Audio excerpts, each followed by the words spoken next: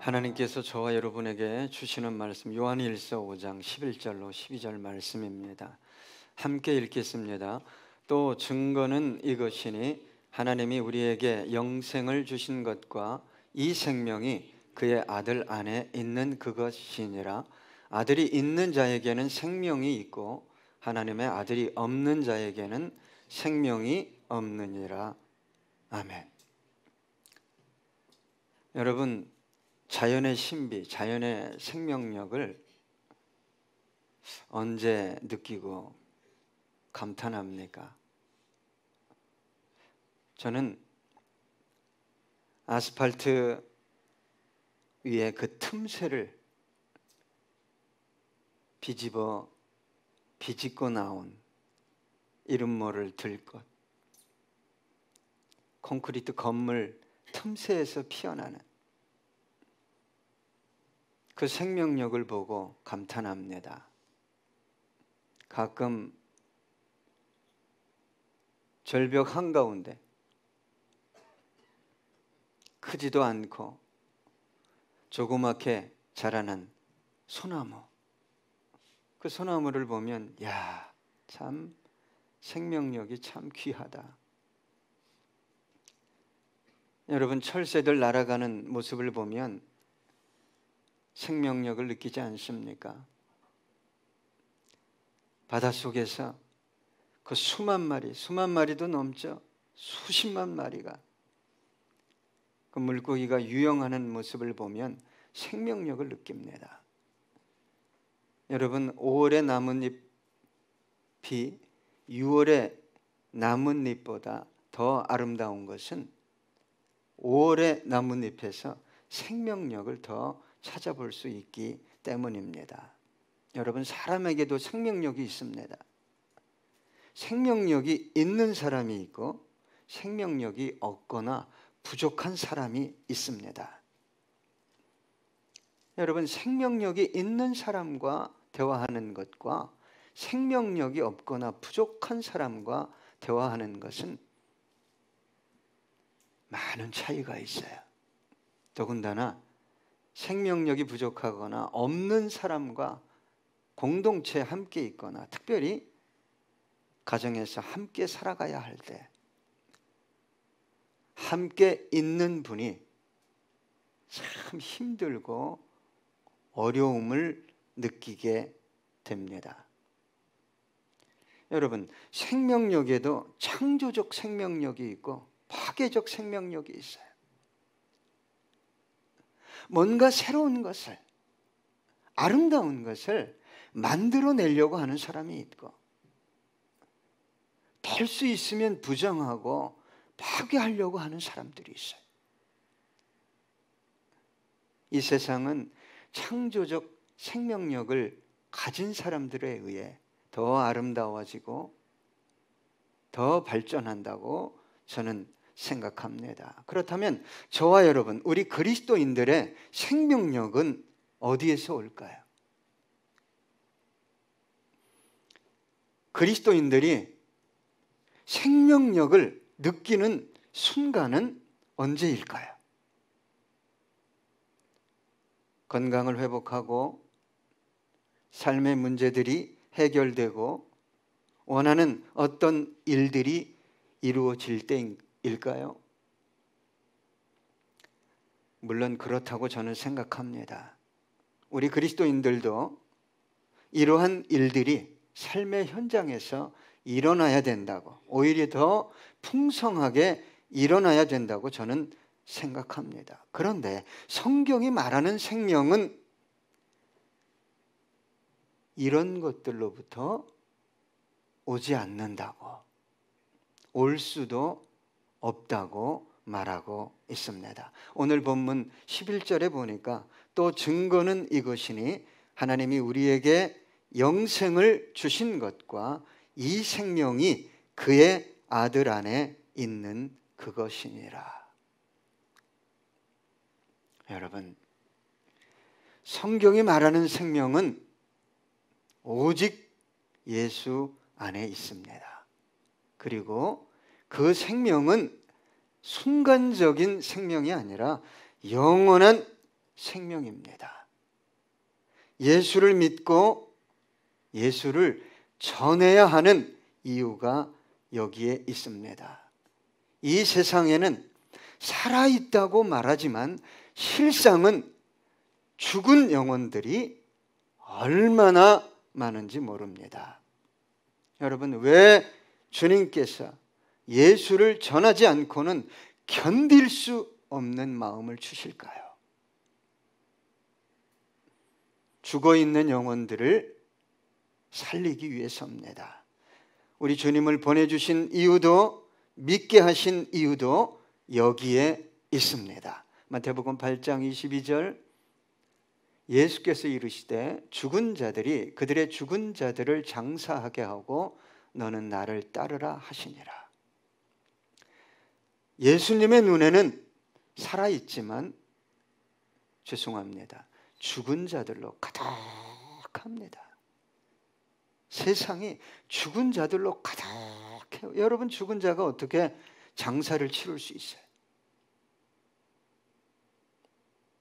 세상 사람들은 어떤 사람이 죽으면 죽었다라고 말하지만 주님은 아니다, 이제 진짜 삶을 살 것이다 라고 말할 수 있고, 사람들은 야 멋지다, 진짜 인생 같다, 참 살았다 말하지만 죽었다, 그는 죽어있다 라고 말할 수 있습니다. 오늘 본문 12절에는 이렇게 말하고 있습니다. 아들이 있는 자에게는 생명이 있고 하나님의 아들이 없는 자에게는 생명이 없느니라. 여러분, 영원한 생명, 하나님이 원하는 생명은 오직 그 아들 예수 그리스도를 통해서만 얻을 수 있습니다. 하나님의 아들이 있는 자에게는 생명이 있다는 말은 그 아들 예수 그리스도를 구주로 영접했다는 말이고, 그 아들과의 관계가 올바르게 형성됐다는 말입니다. 반대로 그 아들이 없으면 생명이 없다는 말은 그 아들 예수 그리스도를 구주로 영접하지 않았거나 영접했어도 관계가 잘못 설정되어 있다는 말입니다. 그래서 이렇게 묻습니다. 당신은 종교인입니까? 신앙인입니까? 여러분, 교회를 오래 다녔다 할지라도 아들이 그 안에 없을 수 있어요. 또한 그 아들과 바른 관계를 유지하지 않고 있을 수 있습니다. 이런 사람들은 자신이 예수를 믿습니다, 자신의 종교는 기독교입니다 라고 말하지만 자신의 내면 깊숙한 곳에서 예수를 구주로 믿고 고백한 경험도 없을 뿐만 아니라 삶의 위기의 순간에 선택과 결정은 항상 내가 하는 것,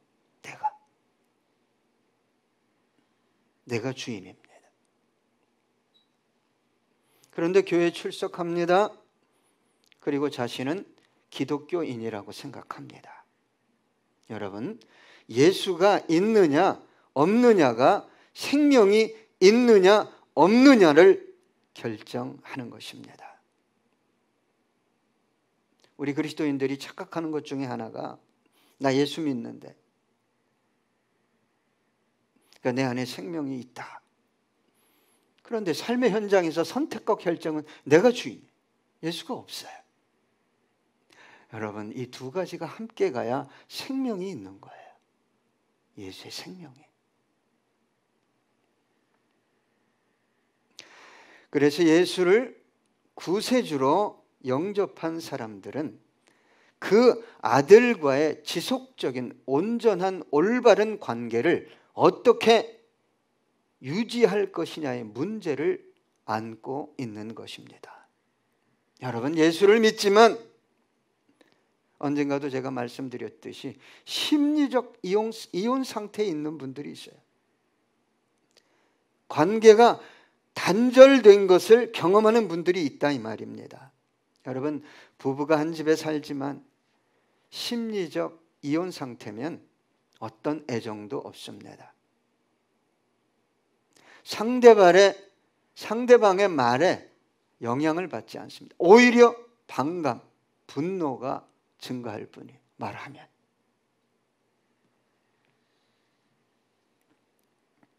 한 집에 살지만 남이 되어버린 것입니다. 여러분, 주님과 이런 관계 안에 있는 영혼들은 사실 생명이 있는 게 아닙니다. 주님과의 친밀한 교제가 끊어지는 순간 생명의 관계가 끊어질 수 있다고 요한복음 15장을 통해 포도나무의 비유를 통해 주님은 저와 여러분에게 권면하고 있어요. 여러분, 가지는 포도나무에서 떨어져서는 존재할 수 없습니다. 포도나무에서 떨어져 나가는 순간 자신은 살아있다고 생각하지만 살아있는 것이 아닙니다. 말라가는 것이고 죽어가는 것입니다. 또 한 가지는 붙어 있지만 열매가 없는 가지도 동일한 취급을 받는다고 요한복음 15장은 말하고 있어요. 요한복음 15장 4절로 5절입니다. 내 안에 거하라 나도 너희 안에 거하리라. 가지가 포도나무에 붙어 있지 아니하면 스스로 열매를 맺을 수 없음같이 너희도 내 안에 있지 아니하면 그러하리라. 나는 포도나무에 너희는 가지라. 그가 내 안에 내가 그 안에 거하면 사람이 열매를 많이 맺나니 나를 떠나서는 너희가 아무것도 할 수 없음이라. 여러분 생각해 보세요. 가지가 할 수 있는 일이 뭡니까? 가지 스스로 열매를 맺을 수 있습니까? 아닙니다. 줄기와 뿌리에서 모든 것이 공급되는 거예요. 붙어 있기만 하면 되는 거예요. 받아들이기만 하면 되는 거예요.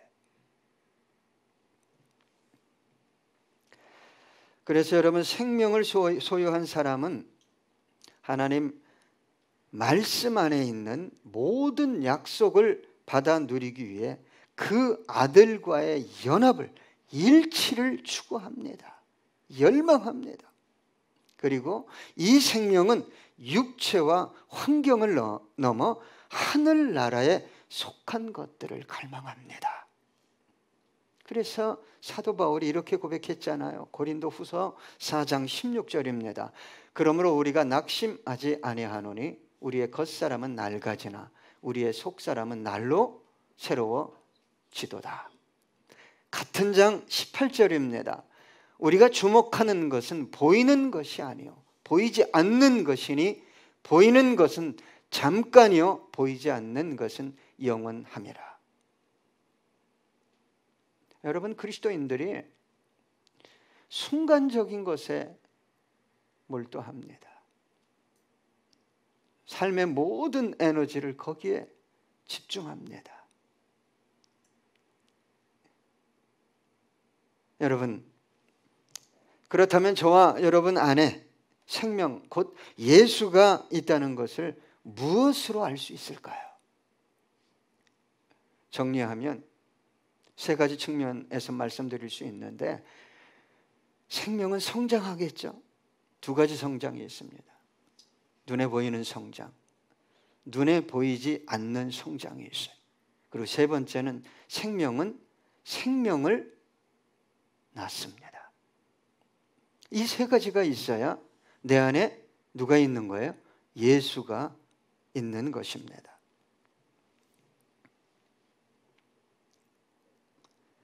자, 먼저 외적인 성장이 있는가?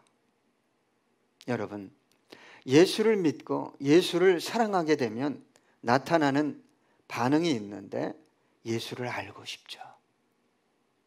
더 알고 싶어요. 그래서 예배란 예배는 다 참석하고 싶고, 기도에도 참석하고 싶고, 성경 공부도 참석하고 싶고, 봉사도 교제도 훈련도 참석하고 싶어집니다.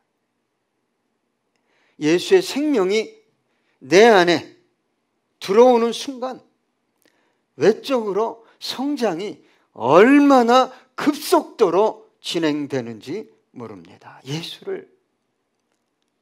예수의 생명이 있다고 말하는데도 불구하고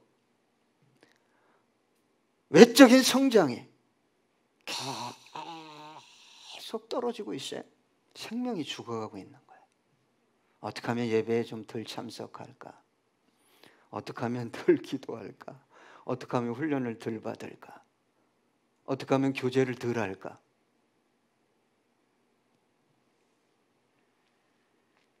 여러분, 예수의 생명이 넘치면 교회 오고 싶죠.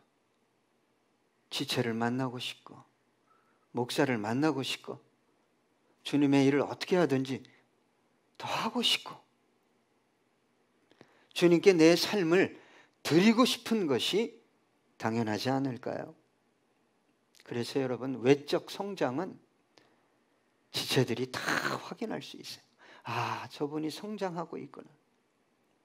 아, 저분이 지금 성장을 멈췄거나 생명이 사라지고 있구나. 간단한 거예요. 사도행전 2장 46절로 47절, 날마다 마음을 같이하여 성전에 모이기를 힘쓰고 집에서 떡을 떼며 기쁨과 순전한 마음으로 음식을 먹고 하나님을 찬미하며 또 온 백성에게 칭송을 받으니 주께서 구원받는 사람을 날마다 더하게 하시니라. 여러분, 시대가 시대인 만큼 예배가 자꾸 줄어들어요. 기도가 줄어들고. 그걸 뭘로 보충하려고 하냐? 내가 원하는 설교, 내가 원하는 찬송 얼마든지 있어. 채널에, 유튜브에, SNS.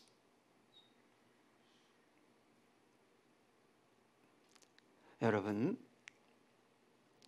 신앙이 외형적으로 온전하게 성장하려면 우리 아이들이 부모가 주는 것 잘 받아 먹어야 돼요.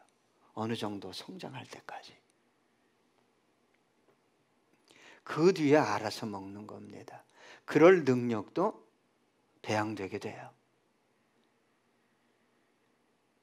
참 희한한 것은 꼭 필요한 먹거리를 안 먹으려고 한다는 거예요, 애들은. 입맛을 자극하고 더 먹고 싶은 것.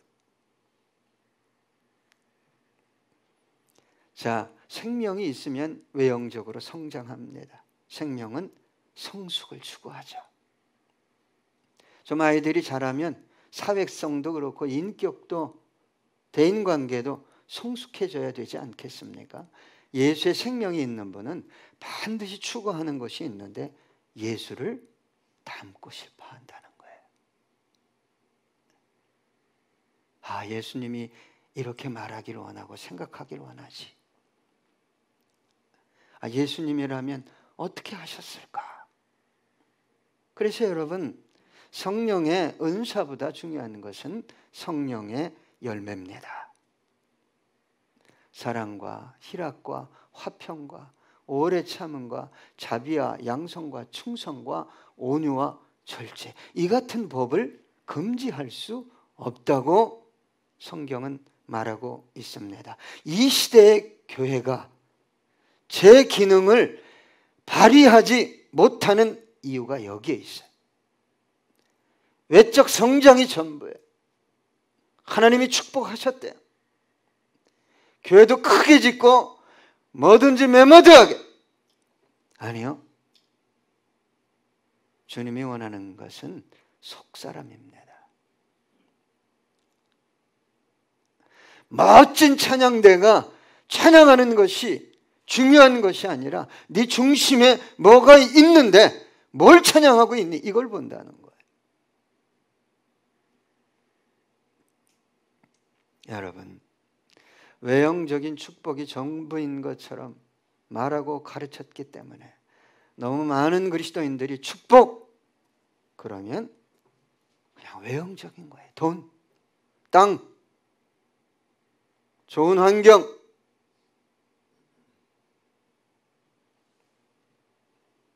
여러분 그것은 축복의 전부도 본질도 아닙니다. 시험적인 거예요. 마태복음 23장 23절입니다. 화 있을진저 외식하는 서기관들과 바리새인들이야, 너희가 박하와 회양과 근처의 11조는 들이되 율법에 더 중한 바 정의와 국률과 믿음은 버렸도다. 그러나 이것도 행하고 저것도 버리지 말아야 할지니라. 바리새인들의 특징이 뭐냐? 눈에 보이는 외형적인 신앙에 몰두하는 거예요. 남들이 내가 이거 하면 인정하겠지, 알아주겠지. 그래서 남들이 낼 수 없는 박하와 회양과 근처, 잘 내지도 못하는 양도 소량인 것을 정확하게 11조를 냈다는 거예요.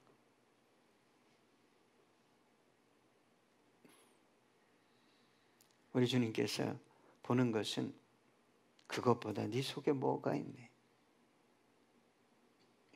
네 속에 예수가 있니? 그래서 여러분, 외형적으로 성장해야 할 뿐 아니라 내가 내면적으로 성장하고 있는가, 그걸 봐야 돼요. 로마서 8장 5절로 6절입니다. 육신을 따르는 자는 육신의 일을, 영을 따르는 자는 영의 일을 생각하나니 육신의 생각은 사망이요 영의 생각은 생명과 평안이니라. 여러분, 생명과 평안이 넘치는 영의 일을 자꾸 묵상해야 돼.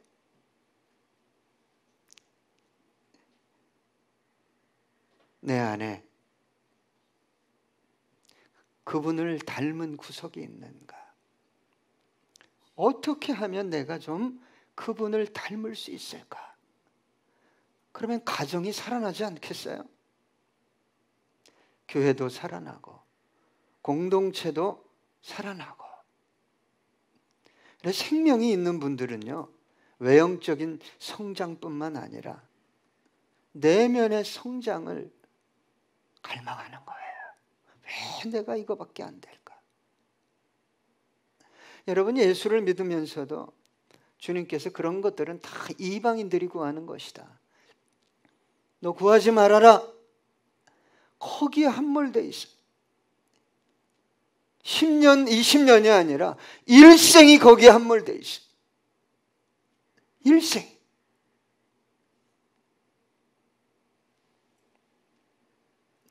그래서 끝으로 생명을 어떻게 낳겠습니까? 생명이 있으면, 예수의 생명이 있으면 반드시 생명을 낳습니다. 근데 무엇을 통해서 낳죠? 죽음에 이르는 고통을 통해. 남자들은 잘 모르죠?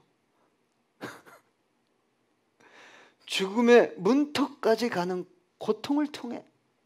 죄송하지만 요즘 여성분들이 그 고통 안 느끼겠다고 칼을 대는데, 사정이 어려우면 그렇게 해야죠. 그러나 예전에 저희 어머님, 제 아내는 그냥 고통을, 죽음의 문턱까지 가서 자녀를 출산했어요.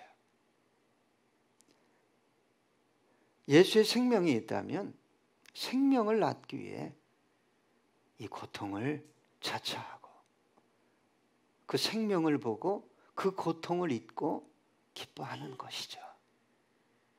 그런데 여러분, 예수를 믿는 순간에 외형적인 어떤 것, 외형적인 축복이 전부인 줄 알고 달려간 사람은 정확하게 11조 내고 죄도 안 지려고 하고 뭐 프로그램, 교회 행사 안 빠지려고 하고 놓친 게 있어요. 놓친 게 뭐예요? 내면의 성숙이에요. 들추어보면 예수가 없어요. 이런 분들의 특징이 뭐냐? 생명을 낳을 수 없는 거예요. 내가 왜 그 고통을 당해야 돼? 내가 왜 무시를 당해야 돼? 전도도 여러분 성공해서 돈으로 하게 돼. 여러분 자녀를 출산하는 거 돈으로 돼요? 예? 대리모를 사용할 수 있지만 내가 낳는 건 아니잖아요. 예? 돈이 많아도 신분이 높아도 생명을 잉태하고 출산하기 위해선 죽음의 문턱까지 가야 돼요. 노크를 해야 돼요.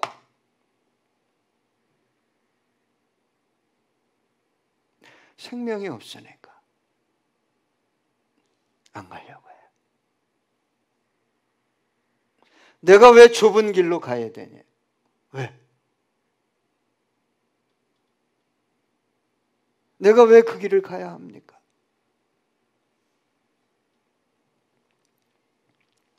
여러분, 애가 애를 못 낳잖아요.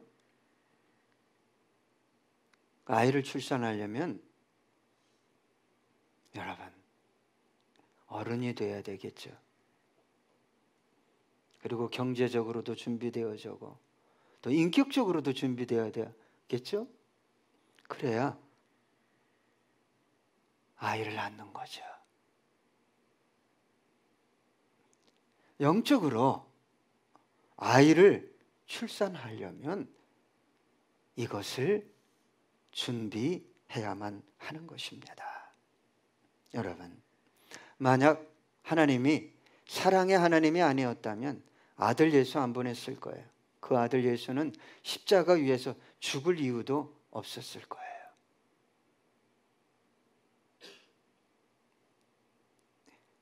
여러분, 내가 예수를 믿어도 일평생 생명 하나 잉태하지 못하고 출산하지 못했다면 내 안에 생명이 있는가 고민해야 합니다. 우리 함께 이 찬양하시겠습니다.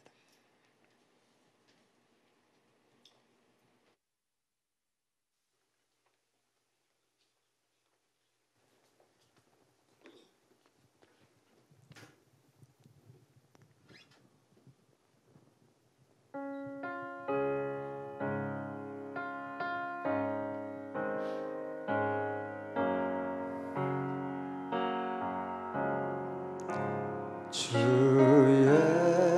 예수보다 더 귀한 것은 없네.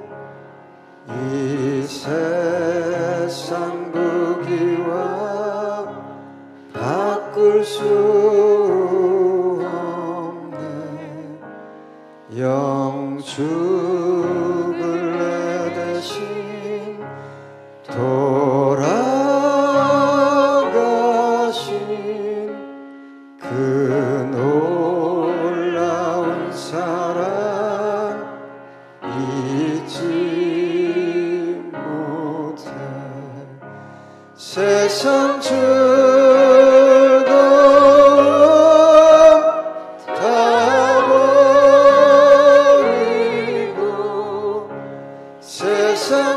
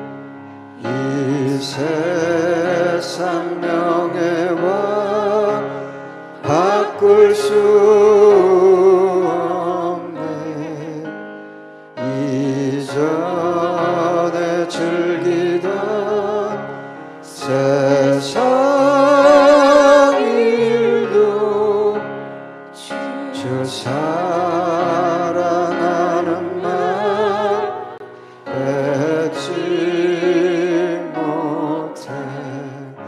세상 즐거움 다 버리고 세상 자랑도 버렸네.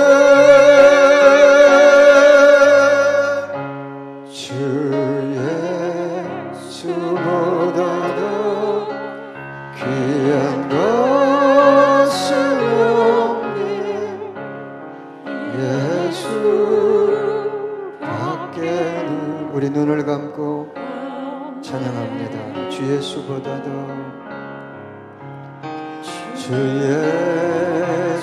예수보다도 귀한 것은 없네. 이 세상 행복과 세상 행복과 바꿀 수 없네. 유혹과 핍박이 몰려 유혹과 핍박이 몰려와도 주 섬기는 내 맘 섬기는 내 맘 변치 않아 변치 않아. 세상 즐거움 다 버리고 세상 자랑 자랑도 버렸네. 주 예수보다도 귀한 것은 없네.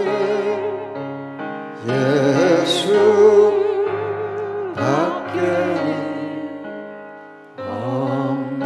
예수 밖에는 예수